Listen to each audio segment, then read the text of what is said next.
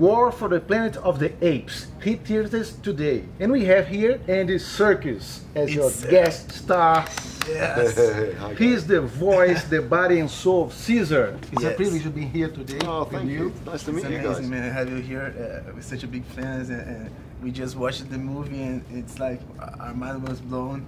Totally blown, so it's an honor to be able to watch the movie and after that be with them. And I think it's about time you have an indication, a nomination for the Oscar for your performance as Caesar. Wow. Yes. Yeah, it's about time. Thank you. When I see your body of work, I always think about all the pioneers as Lon Chaney that used to work to have performances under heavy makeup, in your case the digital makeup, and it was amazing. Boris Karloff as Frankenstein monster, and even John Hurt. He was nominated by The Elephant Man. Yeah. That's right. I think things have to change. I think so. You know, I think that interestingly that the perception has changed, and I think that especially young filmmakers, you know, YouTubers, but you know, people who watch behind the scenes footage, the fans, they're all very much in tune with what's going on. It's kind of say the older actors and the older awarding bodies who just really haven't got a grasp of what it is. That this technology is a technology. It's not a type of acting. It's not. You don't act differently because you're wearing a performance capture suit. You're still embodying the role, playing the character, and approaching the character exactly the same as if you were in a live action movie. You know, for instance, if I was playing a banker, I would go and research playing a banker. You know, I'd study what they do, and then I'd build a character. Who is this guy? You know, what does he feel like? What is his backstory? How does he carry himself physically? And then we'd film the scenes. And with this, I'm playing an ape. You know, what's his life? What's what's going on? Where does he? How he moves. How he moves. How he talks. It's exactly the same. It's just that it's film cameras and then these performance capture cameras. So it's a different way of capturing an actor's performance. But the approach is no different. Yeah, no, we can see that. It's about time they recognize that in the Academy Awards and that stuff, because when we think about the pioneers that most just talk about, we see a pattern, people that deconstructed pattern.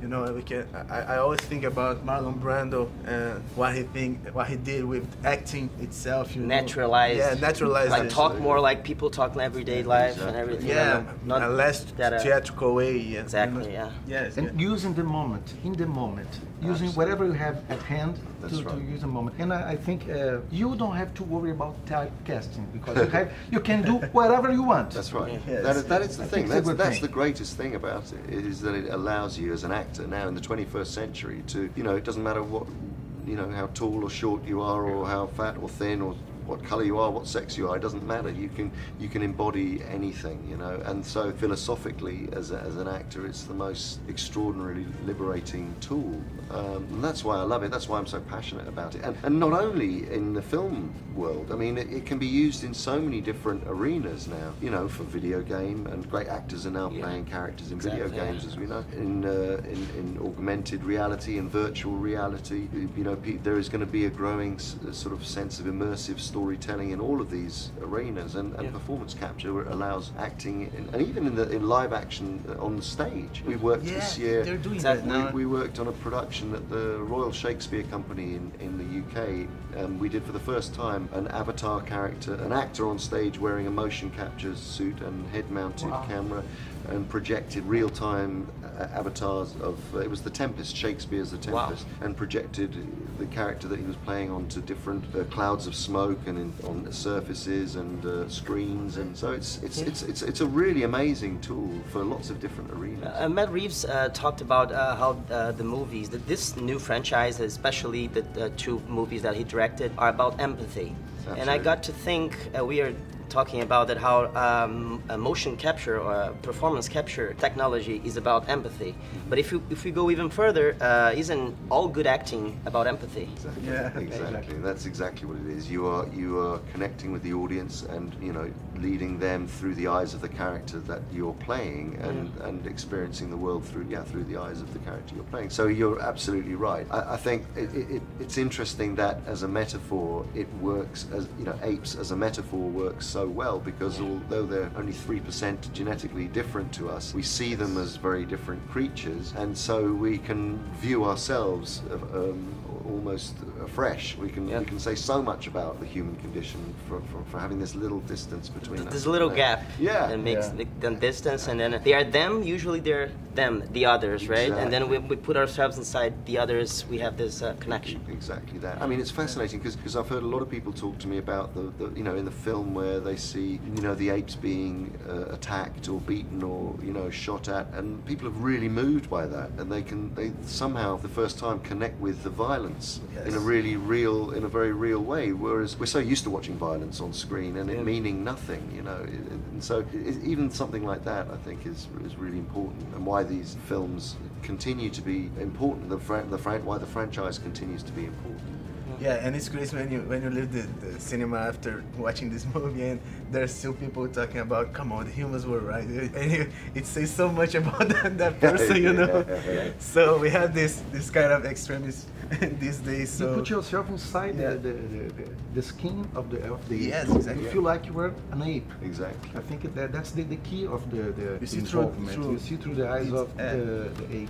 And watching the franchise, we can see the evolution of the great arc of Caesar as a character. Yes. We follow him from the beginning to whatever, to this stage of his life. Exactly. And we feel for him, and we see that he always he has an inner struggle, because he has to face that he has something of Koba inside of him. That's right.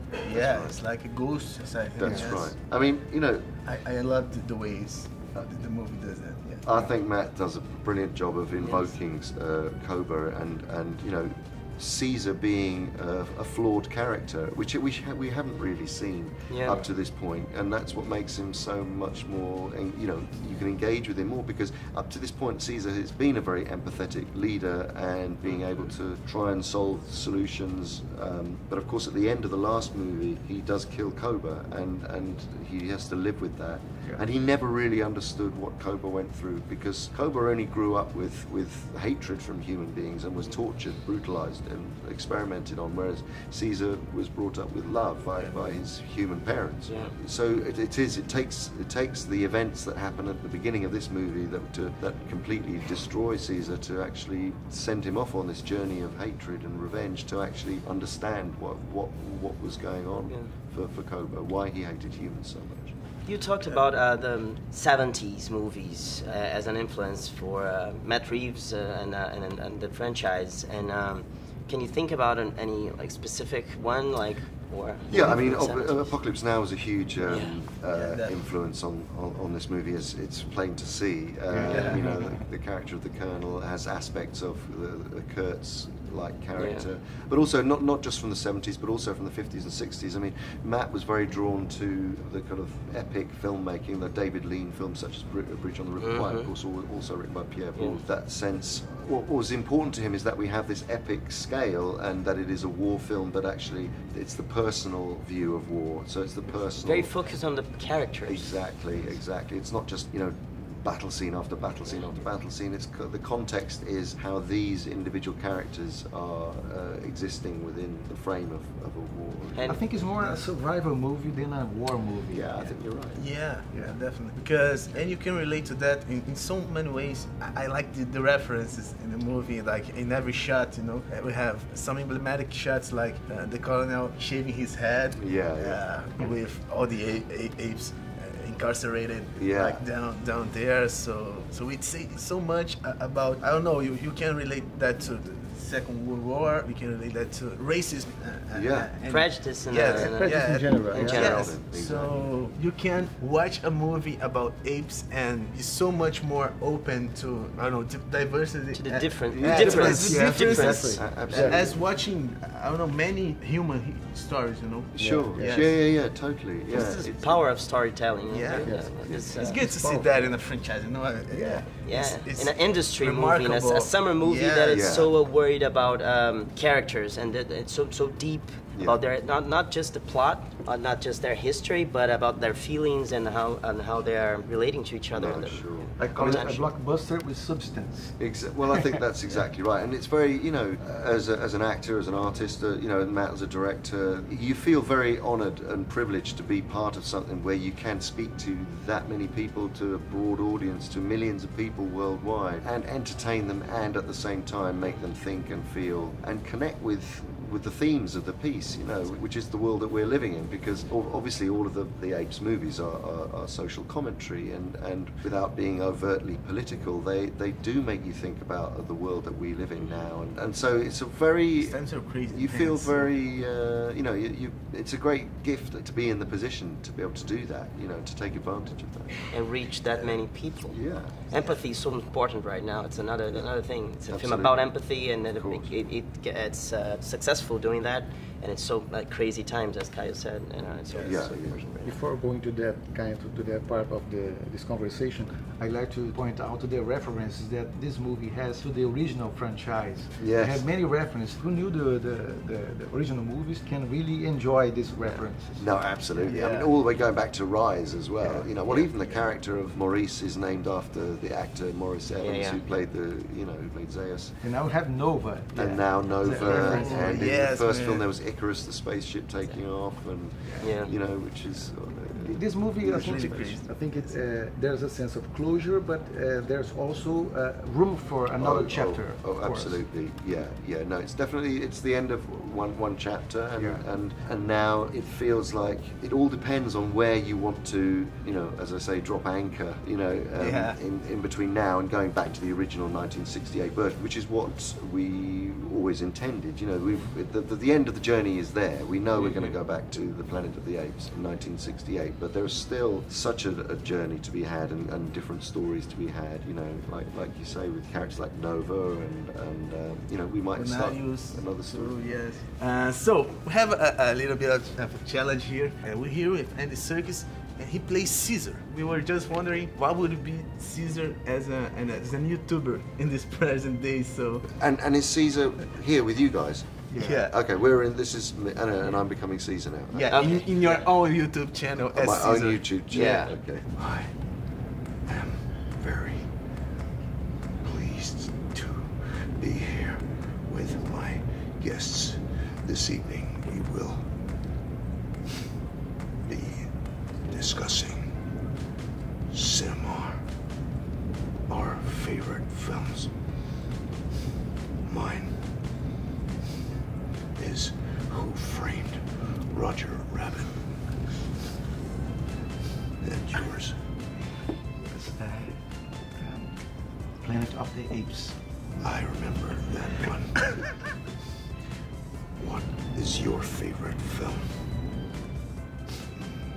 I guess. No. It's like mocking me. No. Sorry, man. Yeah. Goodfellas. Good. Yeah, Goodfellas. Yeah, man. You don't wanna We're good fellas, get in yes. conflict with you don't. Yeah. It's good to be here on your YouTube channel. I actually love Caesar salad. It's my favorite. You're mocking me again. No, man. Come on, They Caesar. named the salad after a legendary ape character. Yes, exactly. Thanks, man. It's so good to have you here. Please go and see a movie I may be in called War for the Planet of the Apes. Se você gostou desse papo, deixe seu joinha, porque isso aqui foi épico. E aproveita também para se inscrever no canal do Downplay, que tem vídeos novos assim o tempo todo. E isso aqui foi demais, né, pessoal? Thank you so Very much, honored. man. Thank you very much. Thank you very much, Andy. Thanks. Thank you. Thank you.